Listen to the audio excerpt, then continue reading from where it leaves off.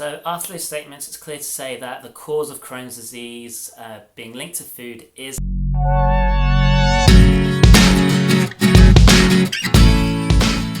Hello, welcome back to another video, and today's topic is linked to another video that I did on if food can cure Crohn's disease, which you can find a link in the description box below, along with the links of all my social media pages. While we're on this subject, before we get started, make sure you hit that subscribe button and give this video a thumbs up.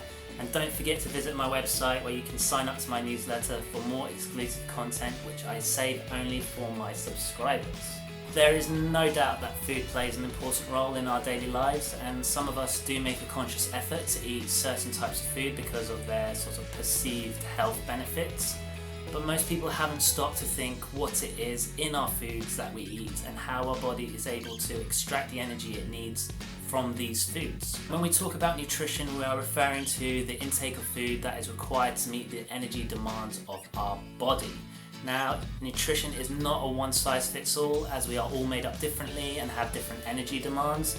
But despite this, the basic principles of what makes a healthy diet are the same for everyone. So eating 5 portions of fruit and veg a day, reducing the amount of saturated and trans fats in our diet and replacing them with polyunsaturated fats, and cutting out sugary and salty foods in our diet such as ready meals, sweets and fizzy drinks. Before we go any further, full disclaimer, I am not a nutritionist, so before you think about changing your diet or excluding certain foods or including certain foods in your diet, make sure you go consult your doctor and see a dietitian, just like I have with my dietary changes because of my Crohn's disease. So nutrition is important for good health, and having a well-balanced diet in combination with physical activity can help strengthen your immune system and improve your physical and mental health. So there is a term called malnutrition, and it's a term used to describe poor nutrition in an individual. Now, having poor nutrition can refer to either not getting enough nutrients, which is known as undernutrition, or getting more than your body requires, which is overnutrition. Both can be harmful to your body, and I'll explain briefly how that can be. So undernutrition, by not getting enough food, you're not providing your body with the nutrients it needs to function properly. This can cause people to lose weight, feel weak and become ill more easily, and in children it can impact their growth, and it's often seen in people with IBD, as their condition can cause them to lose weight. With overnutrition, you're consuming more calories than your body needs, and that in combination with a sedentary lifestyle, so not doing physical activity, can run the risk of developing sort of type 2 diabetes, cardiovascular disease and other chronic illnesses. Essentially, our bodies need food to gain the essential carbohydrates, proteins, fats, vitamins and minerals it needs to function properly. And if we're not doing that, then we can be more susceptible to getting disease. Now, in terms of this video and inflammatory bowel disease like Crohn's and colitis, some researchers have suggested a link between the food we eat and Crohn's disease. So this next part of the video, I am shamelessly going to read directly from a booklet, but it's the one which Crohn's and Colitis UK send out, and they have copies of this on their website as a free PDF, and it's got everything you need to know about food and IBD. So this next part is a quote from Crohn's and Colitis UK information booklet on diet, and I'm just going to read directly from it. And it basically says that some researchers think that there may be some sort of link between diet and IBD. One suggested link is with a diet high in fats and sugars and low in fruits and vegetables. Researchers have noted that in the past, IBD rates have been lower in non-Western countries such as Japan than in Western Europe and North America.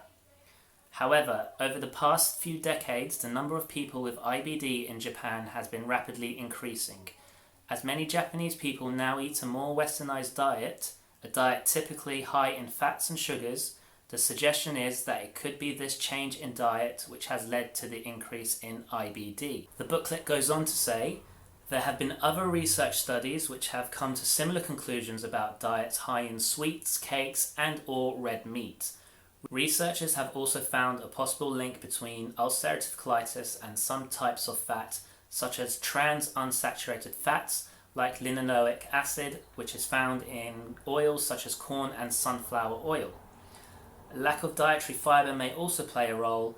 Another study found that women whose diets contain a lot of fruit were less likely to develop Crohn's disease, but not ulcerative colitis. So after those statements, it's clear to say that the cause of Crohn's disease being linked to food is unknown, but it is thought a combination of your genes you inherit, environmental triggers, and abnormal reactions of your immune system to your body could be possible causes of Crohn's disease and ulcerative colitis. Other things like viruses, bacteria, smoking, certain medications, and even stress have all been suggested as causes, but there is not enough evidence out there in the literature to prove this. So bottom line is, diet, nutrition, along with inflammatory bowel disease is a very complex area of research, as there are many different variables, especially with conflicting views if food can actually cause IBD within the research already. So what I suggest to you before thinking about changing your diet is go see a doctor and dietitian who'll be able to help you with a more better understanding on how food interacts with our bodies and what we need to have a well-balanced diet. So that brings me to the end of this video. It was a very short video, and if you have any thoughts of what I've just said, or if you know what your trigger food is, then let's start a discussion in the comments below. And if you haven't already, please give this video a like and hit that subscribe button, and I'll see you next time at the next video.